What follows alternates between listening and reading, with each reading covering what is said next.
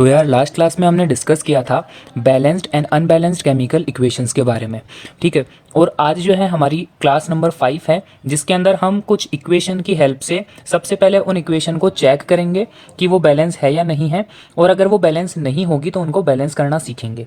I hope student कि आपने last video जो है वो विजिट कर ली होगी।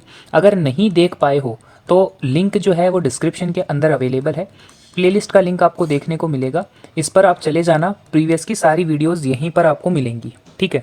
अब देखो, लास्ट जो क्लास थी हमारी उसके अंदर हमने बर्निंग ऑफ मैग्नीशियम रिबन की जो इक्वेशन है उसको हमने बैलेंस करना सीखा था। बट मुझे लगता है कि ये थोड़ा हार्ड है टॉपिक, तो कुछ और इक्वेशन को हम बैलेंस करेंगे। से आज जो है सबसे पहली इक्वेशन मैंने ली है, बहुत सिंपल इक्वेशन है, C+O2, और जब ये रिएक्शन होगी तो बनेगी CO2 गैस, ठीक है। C रिप्रेजेंट करता है कार्बन एलिमेंट को, और O2 जो है ये रिप्रेजेंट करता है ऑक्सीजन को, ये करता है कार्बन को। अब स्टूडेंट ये जो है ये चीज़ें आपको थोड़ा लर्न करना पड़ेगा कि कौन से एलिमेंट का कौन सा सिंबल होता है, और जब वो कंपाउंड फॉर्म में कंबाइन होते हैं तो उनको क्या कहा जाता है। जैसे CO2 जो है इसको कहा जाता है कार्बन डाइऑक्साइड, कार्बन डाइऑक्साइड। और ये बहुत ज़्यादा हार्ड नहीं है। जैसे जैसे हम नई नई इक्वेशन को पढ़ते जाएंगे, नए नए कंपाउंड्स, नए नए मॉलिक्यूल्स हमें मिलते जाएंगे, उनको हमें बस लर्न करना है, ठीक है। अब देखो यहाँ पर अगेन जो है हम टेबल बनाएंगे, तो यहाँ पर हमारे पास में आप देख पा रहे हो, एक तो है कार्बन एलिमेंट और दूसरा है ऑक्सीजन एलिमेंट, ठीक है। तो एलिमेंट्स की कॉलम में हमें दो एलिमेंट दिखाई दे रहे हैं, पहला है हमारा कार्बन और दूसरा है हमारा ऑक्सीजन। अब बच्चों ये मत बोल देना कि सर CO2 को क्यों नहीं लिख रहे, क्योंकि ये जो टेबल हम बना रहे हैं इसमें हमें एलिमेंट्स के नाम लिखने हैं। कार्बन डाइऑक्साइड एलिमेंट नहीं होता, वो खुद एक कंपाउंड है, तो हमें केवल इसमें एलिमेंट्स के नाम लिखने होते हैं, ठीक है। अब एलिमेंट्स को लिखने के बाद में हम लेफ्ट हैंड साइड में जितने नंबर ऑफ एटम्स हैं और राइट हैंड साइड में जितने नंबर ऑफ एटम्स हैं वो लिखेंगे, ठीक है। तो सबसे पहले कार्बन के एटम्स को काउंट करो लेफ्ट हैंड साइड में। तो लेफ्ट हैंड साइड में हम कार्बन के एटम देख पा रहे हैं, एक एटम कार्बन का है, और लेफ्ट हैंड साइड में ही ऑक्सीजन के यहाँ पर आपको दिख रहे हैं दो एटम हैं, ठीक है। राइट हैंड साइड के अंदर कार्बन का एक एटम है और ऑक्सीजन के दो एटम हैं। अब स्टूडेंट यहाँ आपको क्या नज़र आ रहा है, यहाँ हम ये देख पा रहे हैं कि लेफ्ट हैंड साइड में और राइट हैंड साइड में दोनों तरफ इक्वल नंबर ऑफ एटम्स हैं। तो ये जो इक्वेशन हमने ली है ये ऑलरेडी बैलेंस्ड केमिकल इक्वेशन है, बैलेंस्ड केमिकल इक्वेशन है, पहले से ही बैलेंस्ड है।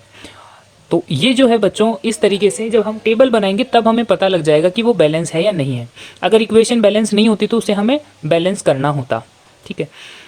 जिन बच्चों को ये नहीं पता है कि बैलेंस्ड और अनबैलेंस्ड इक्वेशन क्या होती है और कैसे हमने इस टेबल को देख करके ये कह दिया कि ये इक्वेशन जो है वो बैलेंस्ड है, तो जिन बच्चों को नहीं पता है वो एक बार मैं रिकमेंड कर रहा हूँ कि एक बार क्लास नंबर 4 जो है हमारी उसको ज़रूर देखना। डिस्क्रिप्शन के अंदर डायरेक्ट लिंक भी मैं ऐड कर दूंगा क्लास 4 का, ठीक है। अब दूसरी इक्वेशन लेते हैं। दूसरी इक्वेशन यहाँ पर जैसे मैंने ली है H2 + O2, और इससे बन रहा है H2O। अब स्टूडेंट ये जो है कोशिश करो कि आप वीडियो को एक बार यहीं पर पॉज कर दो और अपनी नोटबुक में पहले खुद इसको टेबल बना करके ये चेक करो कि ये बैलेंस है या नहीं है, ठीक है।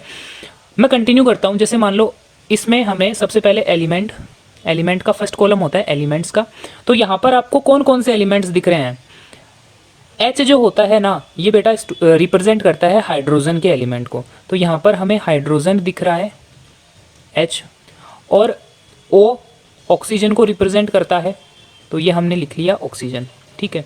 अब हमें यहाँ पर लेफ्ट हैंड साइड में और राइट हैंड साइड के अंदर कितने कितने एटम्स हैं ये लिखने हैं। तो हाइड्रोजन के आप यहाँ पर देख पा रहे हो 2 एटम हैं, और ऑक्सीजन के भी यहाँ पर आप देख पा रहे हो 2 एटम हैं, ठीक। इसी तरीके से राइट हैंड साइड में हाइड्रोजन के 2 एटम हैं और ऑक्सीजन के एक यहाँ पर एटम है, ठीक है। ये हमने नंबर ऑफ एटम्स देखे। अब इस टेबल को देख करके आप बताओ कि क्या हमारी इक्वेशन बैलेंस्ड है या अनबैलेंस्ड है। क्लियरली आप यहाँ पर देख पा रहे हो कि इस जगह पर 2 लिखा हुआ है, इस जगह पर 1 लिखा हुआ है, यानी कि हमारी इक्वेशन जो है वो अनबैलेंस्ड इक्वेशन है, ठीक है। अनबैलेंस्ड इक्वेशन है, अनबैलेंस्ड है, तो इसको हमें बैलेंस करना होगा। बैलेंस करने के लिए स्टूडेंट यहाँ पर आप ऐसे बॉक्स भी बना सकते हो। अपनी एनसीईआरटी की बुक के अंदर बॉक्स बना करके समझाया हुआ है। तो ऐसे आप बॉक्स बना लेना, जितने भी आपको कंपाउंड या एलिमेंट या मॉलिक्यूल दिखे उनके आगे बॉक्स बना लेना, ठीक है। अब हमें क्या करना है, हमें सबसे पहले ये जो हमने 1 लिखा है इसको 2 बनाना है, ठीक है। तो इसको हम मल्टीप्लाई बाय 2 करेंगे तो ये हो जाएगा 2। ये जो हमने मल्टीप्लाई बाय 2 किया है ये हमने राइट हैंड साइड में जहाँ ऑक्सीजन लिखी हुई है, राइट हैंड साइड में जहाँ ऑक्सीजन लिखी हुई है इसके आगे हमें 2 लगाना है।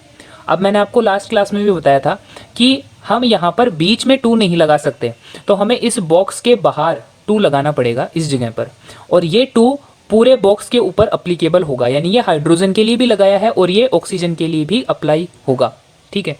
अब जब हम बाहर बॉक्स के बाहर जब 2 लगा देंगे तो यहाँ पर तो ऑक्सीजन के नंबर ऑफ एटम्स तो हमारे पास हो जाएंगे 2, बट इससे राइट हैंड साइड में हाइड्रोजन भी 2 से मल्टीप्लाई हो जाएगा, और ऐसा करने से total number of hydrogen in right hand side हो जाएंगे बेटा 4, ठीक है।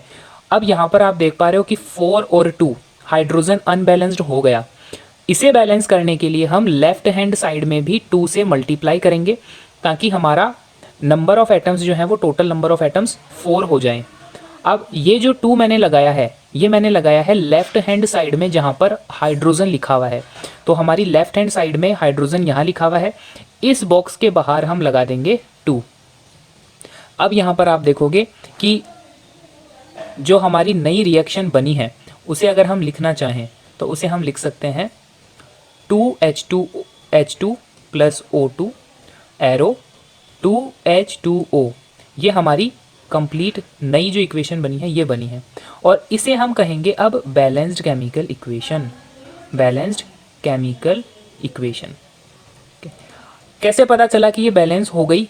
तो ये से पता चला कि हम नंबर ऑफ एटम्स देखेंगे। यहाँ पर आप देख रहे हो कि हाइड्रोजन लेफ्ट हैंड साइड में और राइट हैंड साइड में 4 हो चुके हैं, number of oxygen left hand side में और राइट हैंड साइड में 2 हो चुके हैं, यानी कि दोनों तरफ हमें बराबर रखना होता है।